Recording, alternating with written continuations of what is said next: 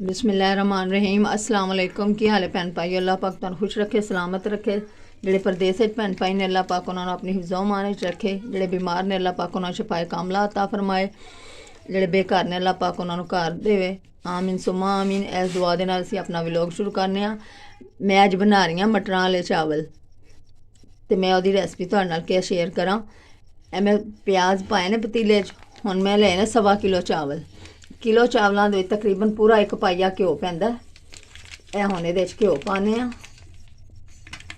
बिस्मिल्लाहिर्रहमानिर्रहीम।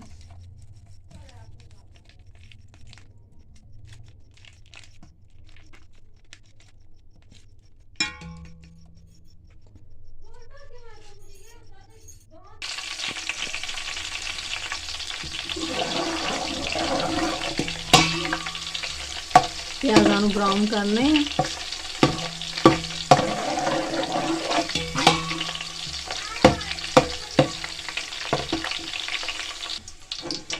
ब्राउन कर लिया। हम मैं टमाटर पाने,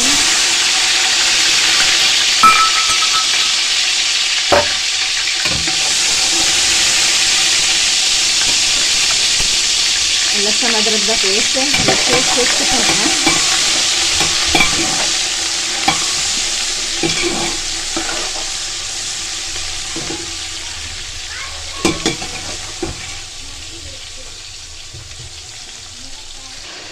हल्दी 1/2 टीस्पून, 2 चम्मच लाल मिर्चा,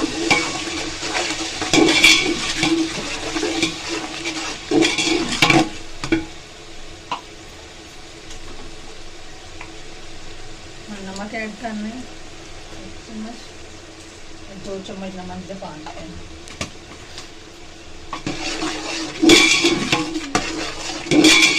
मैं कुटे अदरक लहसुन तो खुश्क धनिया कुटे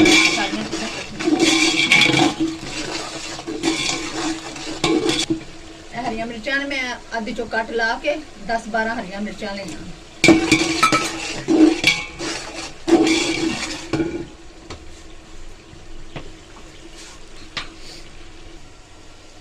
हमें आधा किलो मटर ले जिदे चो ए दाने निकले ने मटरां। मसाले भी अच्छी तरह भुनाई करके फिर में मटर पावांगे।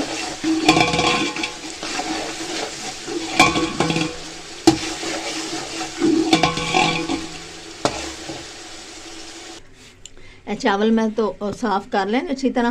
देखो है मैं 5 गिलास चावलों के ले ने। छोटा गिलास है ना पाइया का तकरीबन, तो मैं 5 गिलास चावलों के ले ने।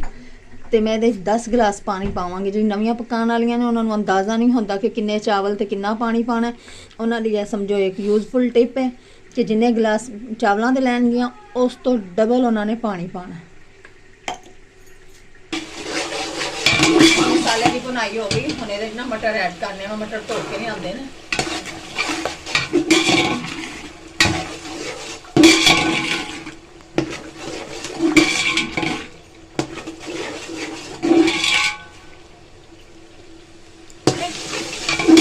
पानी पाने देखो गरम मसाला लिया दड़ा ए थोड़ा पाना।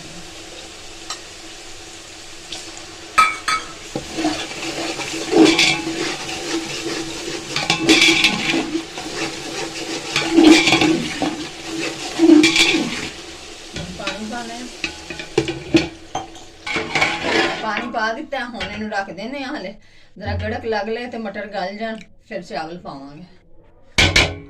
मटर गल गए ने, हुण ना चावल पाने। चावल पाने बिस्मिल्लाह।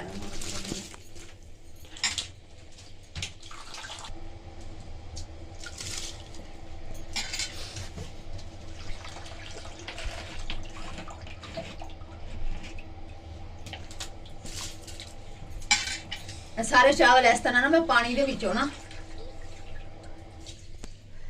पानी चो कढ़ के तो मैं पानी पिया, क्योंकि ना जी मिट्टी वगैरह कोई अगर रह भी जाए ना कोई चीज़ तो वह जड़ा ना चावलों के विच नहीं आती, पानी दे विच ही रह जाती है।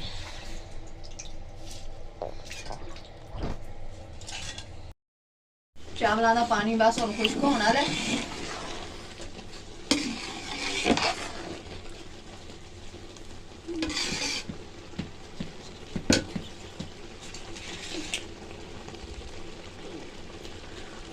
दही की चटनी भी बना ली।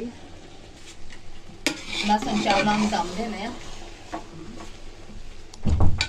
चावलों में दम दे दिता है। चावल तैयार हो गए ना, वेखो नाल रायता ते नाल चावल। अगर तुहानू वीडियो पसंद आए तो वीडियो को लाइक करना, चैनल को सबसक्राइब करना, ज़्यादा से ज़्यादा कमेंट करना ते शेयर करना। अल्लाह हाफिज़।